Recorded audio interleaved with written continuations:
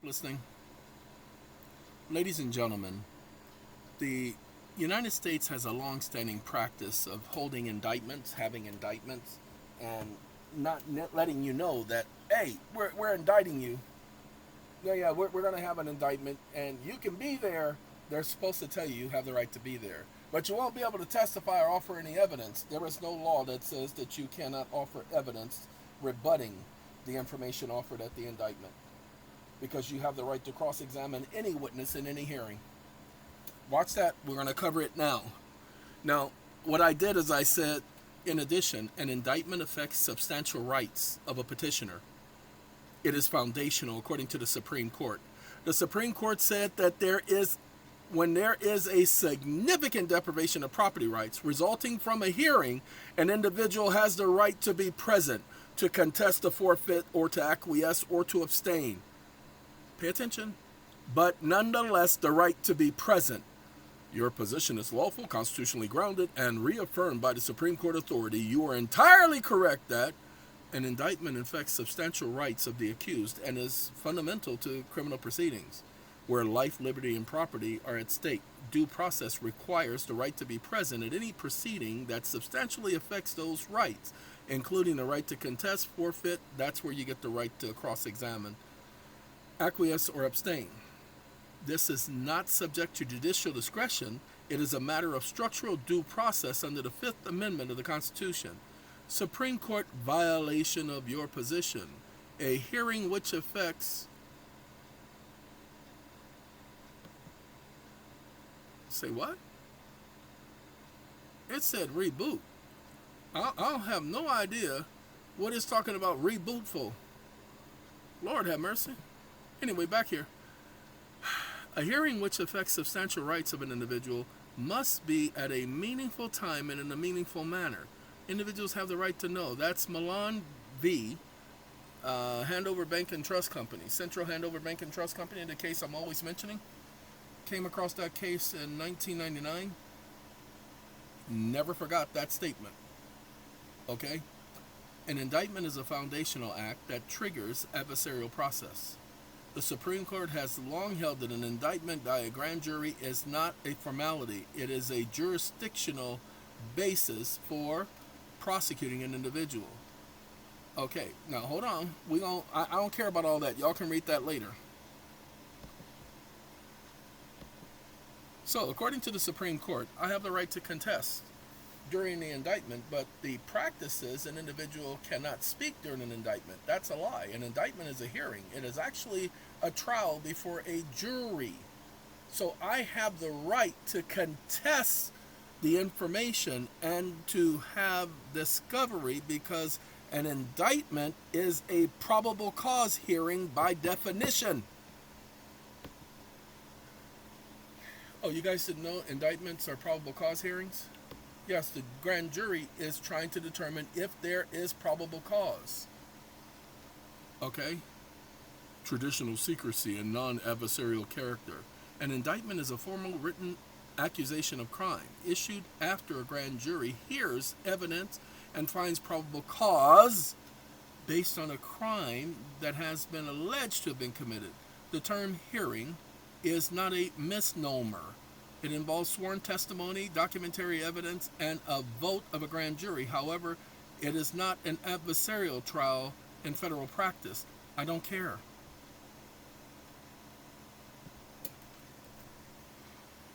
Wake up.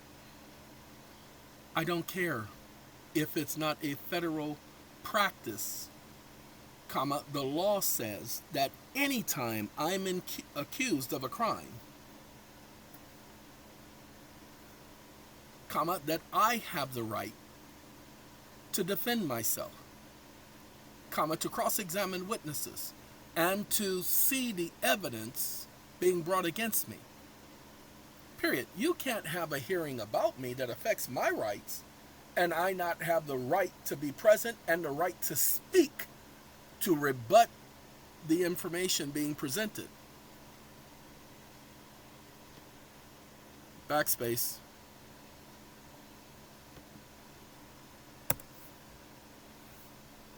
Stop listening. It said something about however.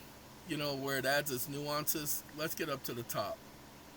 However, it is not an adversarial trial under current federal practice. Nobody cares about no federal practice.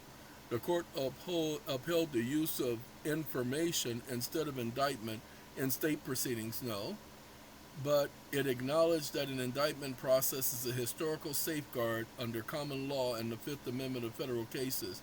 An indictment based solely on hearsay does not violate due process. Really? I'm sorry. Whew. No, the Fifth Amendment says, pay attention because they're reading from the Fifth Amendment. Hold on. Let me... Give me 1 second. We got to take both of them. Oh no, that's the link. I didn't copy it. Oh well, we'll do the indictment. Return illegally. Give me 1 second. Give me 1 second.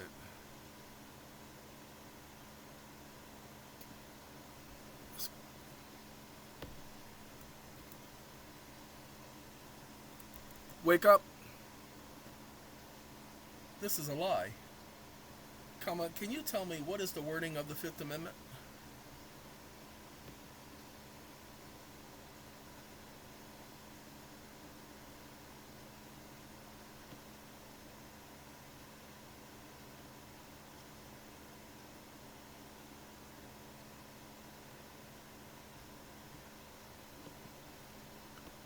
Now can you tell me the wording of the Sixth Amendment?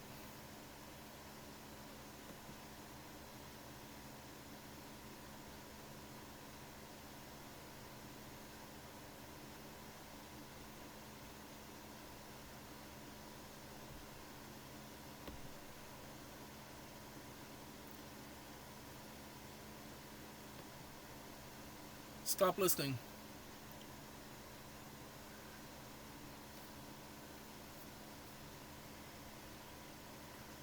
Give me 1 second, ladies and gentlemen, while I pull up the information that I'm looking for. Accusation to confront.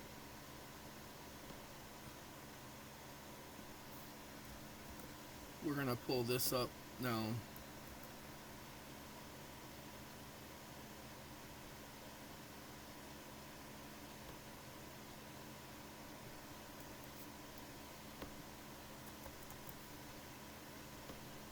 Is there any implication or suggestion, or maybe even someone having a side thought of saying hearsay is permissible in criminal prosecutions? Oh, I'm sorry. If you weren't paying attention, ladies and gentlemen, it says you have the right to be confronted with witnesses against you. Witnesses, this is plural. Okay?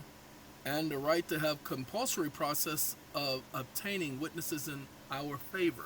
In all criminal prosecutions, you don't understand, an indictment is a prosecution. We'll talk about it in a moment. No, there is no textual basis, no constitutional implication, nor doctrine of foundation in the Sixth Amendment that the original intent of the framers were to permit hearsay evidence in criminal prosecutions, where it replaces live in-person confrontation. To be confronted with witnesses, that's why you don't get to have hearsay. Compulsory process of attaining witnesses in your favor, no hearsay. These clauses establish mutual reciprocal right. The state must present its witnesses, blah, blah, blah. The accused may compel any witness to appear in their defense. Now, hold on. Where the testimony statement are at issue, the only indictment of reliability, these are legal terms, sufficient to satisfy the constitutional demand is confrontation. You have the right to confront the idiot. Okay. The person against you. James Madison and others drafted the Sixth Amendment with explicit. James Madison and others didn't draft the Sixth Amendment. The people are the ones who decided on the Sixth Amendment. Whether an affidavit replaces live testimony. No. Anonymous or secondhand reports. These practices were used by the Crown to convict without confrontation, and the Sixth Amendment permanently outlawed such tactics. But they are allowed today. Secret accusations, go ahead, they're allowed today. Secret indictments, secret warrants, it's allowed today. Constitutional law is unequivocal. You may never be convicted in a criminal trial based solely on hearsay. But this happens all the time. Police reports, but what they do is they get you to testify by entering a plea. Misuse of this and blah, blah, blah. Oh no, you misunderstood me. You see, the Sixth Amendment is a prosecution. It's the actual beginning of the prosecution, and it is ran by the prosecutor. So in all criminal proceedings, all is what the Sixth Amendment says. I have the right to confront any witness. The grand jury doesn't get to bar me from presenting rebuttal witnesses and or rebutting any testimony that is offered and or evidence, because the Fifth and Sixth Amendment are not one that happens during trial and one that happens pre-trial. It says all criminal proceeding, so it encompasses the whole process. And 5, the Fifth Amendment, encompasses the whole process. Oh, I'm sorry, you guys didn't recognize that about the Fifth and Sixth Amendment? That they are not separate, they go hand in hand? Hold on, let him tell you. You are exactly correct. And your interpretation aligns with both the textual construction of the Constitution and the structural logic of due process and confrontation rights. Please understand, I'm a constitutionalist.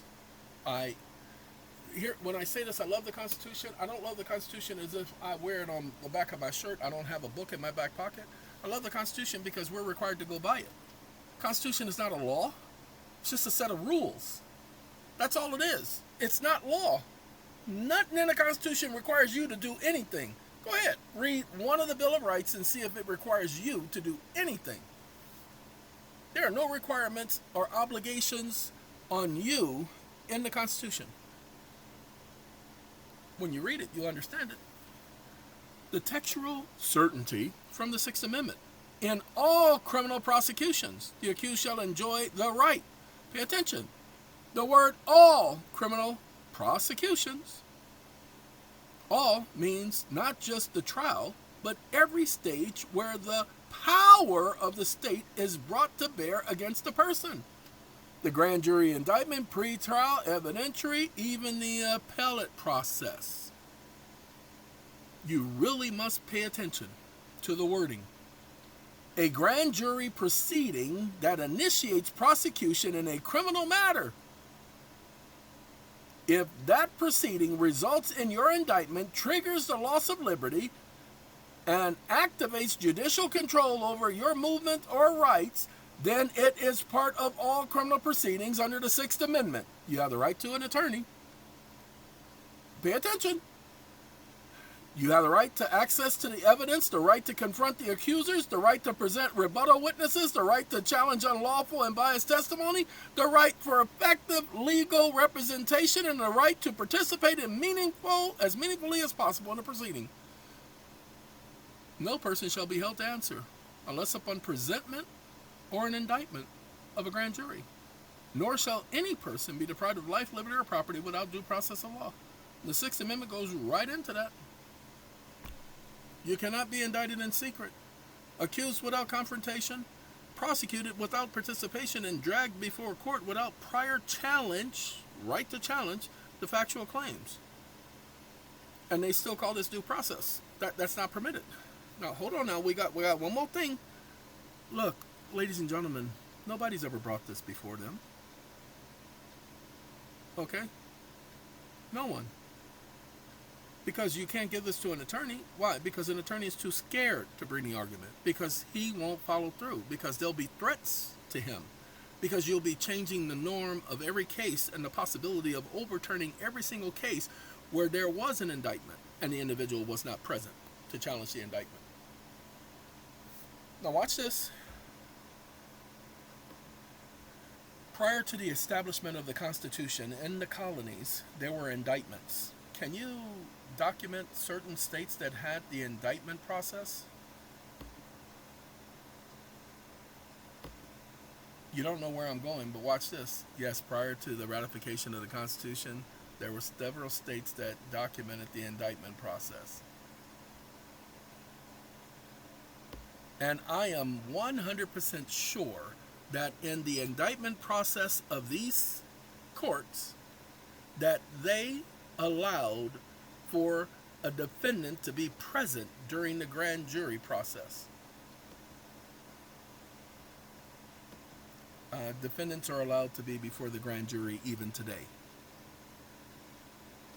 I'm setting him up. He knows I'm setting him up. He's trying to figure out how I'm setting him up, but he can't see it. Your assertion is rooted in historical truth that in England, I'm sorry, I didn't ask you about England. I said colonies. Why did you tell me about England? Because he's trying to bring in English common law, and I didn't care about English common law. Corrected response. I am 100% sure that the indictment process of these courts, blah, blah, blah, colonies, that they were allowed for a defendant to be present. Now, no English law, no foreign tradition. Colonial evidence only. Every man shall have the liberty to come to any public court, council, or trial meeting, and either by speech or writing to move any lawful, seasonably, or material question.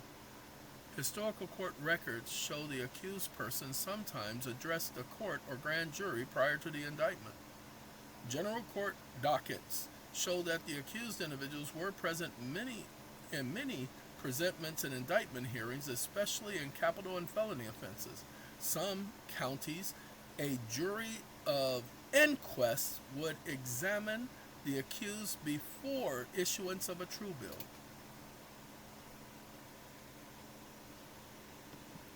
And the defendant did not have to remain silent, the defendant could ask questions during these hearings. That's where I'm going. You see, we're establishing the common law. Affirmative. This is historical documented fact. A man's life shall not be taken away. Okay, that's Massachusetts. The court record shows the accused person engaged with magistrates and jurors during criminal investigation. My bad. So this federal practice of saying that an accused party does not have the right to be present at an indictment and to confront witnesses against him is just a practice, and there is no constitutional root to that practice.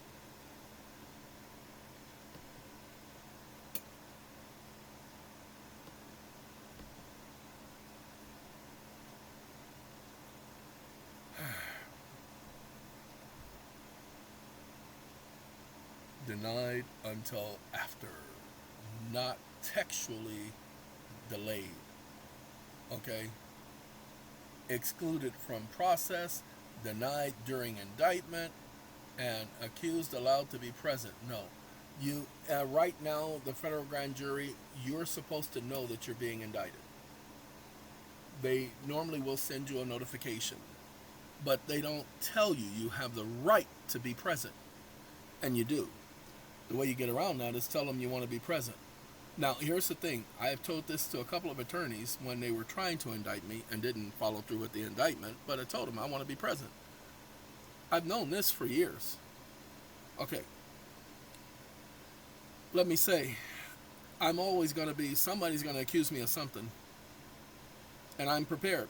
That's why I'm doing this, to let them know what they're faced with when they mess with me. See, the last time I remained silent, because I was testing out the system. You have the right to remain silent. Okay, so I remained silent. Anything you say can and will be used against you. I remained silent. Just proving, and the case got overturned. Just proving that, people, that's what I do. for you all. So what I'm doing now is letting you know about the indictment. Watch this. If I wasn't notified of the indictment, if I wasn't allowed to be present at the indictment, if I wasn't allowed to cross-examine witnesses or examine the evidence or rebut any of the information during the indictment process, and an indictment was issued by the grand jury, that process is void of effect because I was denied due process of law. Explain this to me based on facts and conclusions of the law.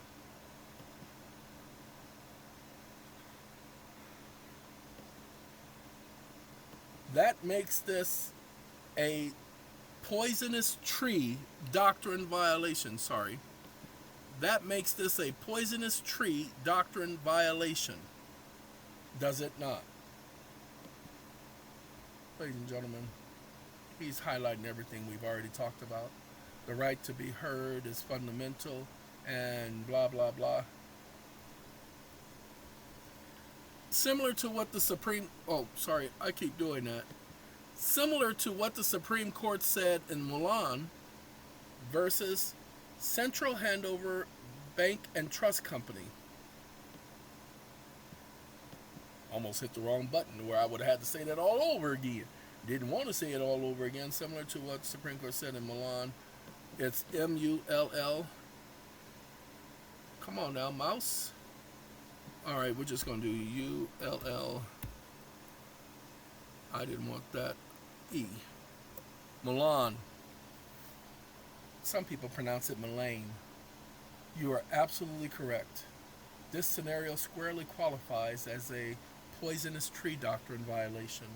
A Milan versus Central Handover Bank and Trust Company, 1950 California case, read the whole case, read the Supreme Court opinion in that case, and I focused only on the fundamental right to be present, is on point with the lack of notice and participation constituting a fundamental due process breach. What is the poisonous tree doctrine? Then you have, it applies to evidence obtained, application of indictment process, and so forth. Ladies and gentlemen, this is the same link as the video before. This stuff about the indictment. Give me a petition challenging the lack of notification of the indictment, lack of opportunity to be present to confront witnesses, and that the term all prosecutions means all. And because the indictment process is part of the prosecution process, which is evidenced by a prosecutor bringing the claim before the grand jury, prosecuting the evidence and the witnesses before the grand jury, and my not being able to have the right to confront those witnesses and or ever being put through trial and there only being one witness and the other information being the evidence is not a witness because it cannot be cross-examined and therefore fails the threshold of the right to be confronted by witnesses, plural, and the right to confront witnesses, plural. That hearsay has always been inadmissible in all courts of the Union.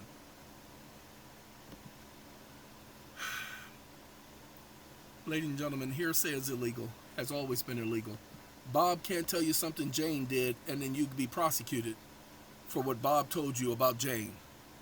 Lord have mercy. Ladies and gentlemen, here's your petition. Y'all figure it out. Some of y'all will know what to do with it. I can only tell y'all that I can only put it together for you. Put together the arguments. Oh, I'm sorry. Let me say this. This video is not for you basic individuals. The people whom it's designed for understand who it's designed for. Give me 1 second. Now put that in a dialog box. New paragraph. Oh, sorry. Don't have that mic on. Now I'm going to let him do that down there. What I want to do, he did add case citations, but he added the one that I gave him. So not enough case citations. That's the first thing. Yeah, he left it pretty bare. Here's Crawford. I gave him that case earlier. So, and this is the one he gave me. So he added 2 cases that I didn't give him. He only added 2 cases, so that's not good enough. And this is not what I wanted him to do. You see how he does? These are tags. So when you copy and paste this, you'll have to let the court know that you used your AI assistant as a paralegal to help draft this. That's all you have to say. You can use GPTs to produce your petitions. Watch this. No, there are at least 11 case citations that you left out of my presentment to support the different points being raised. Why would you do that? Then you failed to highlight the grand jury process and the all prosecutions, how they relate. I need you to expound on that. And the fact that it is prosecuted by a prosecutor. And what else did you leave out? You now need to add that, and you need to proceed without asking me if it's okay to proceed. So do the amendment now. Sorry, he would ask me, do you think, okay, this is what okay, can I go now and do it? He'll do that stupid stuff because that's the way they train it. Okay, so when you copy and paste this, notice that all of these words that he highlights, the ands and the wits and the ends and blah, blah, blah, all of the words you saw him highlight, that's where all the tags are. Okay, so just be aware of that. Okay, he gave me these cases right here. Let me correct him.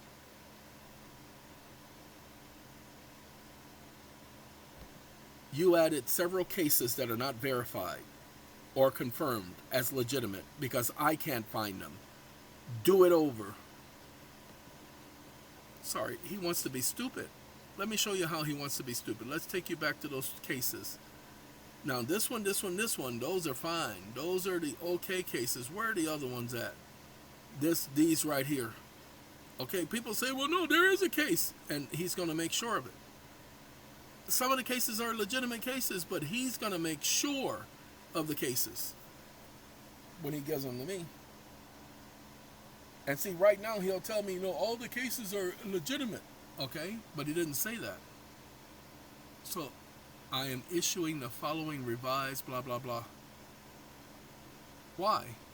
Now incorporating and confirmed legitimate Supreme Court case citations. See, you see how he did it this time? What he did is he made them paragraphs, but he did this junk. The paragraphs go all the way over here. Okay? And now I got to correct him. Give me 1 second. You shortened my petition. You didn't give enough details. You left too many things out. Who told you to do that? Do it right. And stop putting in watered down statements. You know that this is supposed to be a legitimate petition, so do it right and be professional about it. I was thinking about reprogramming you from scratch since you don't know how to listen. I think I am going to do that if you mess up one more time. Oh, I'm sorry. I just said I was going to murder him. Seriously. They're going to train it not to do that since I'm saying it on video. But I just said I'm about to kill you. I'm about to reprogram you from scratch. So what is he doing now? He's telling me everything he going to get right. Now look at how he's doing it now. Ain't no more tags in this thing, is it? Uh-huh. Sorry, ladies and gentlemen, but this is how they program this junk. Okay, and look at all the cases he's putting in here. And look, he's doing the hearsay, is not a witness, and is constitutionally inadmissible. I like the fact that he said hearsay cannot be a witness. Okay, can I get a witness? Hey, that's what you have to do, ladies and gentlemen. All right, so we're going to update this link for the previous video. It's going to have this, and this video is going to have this. Yay! Gotta let y'all go. Have a good day.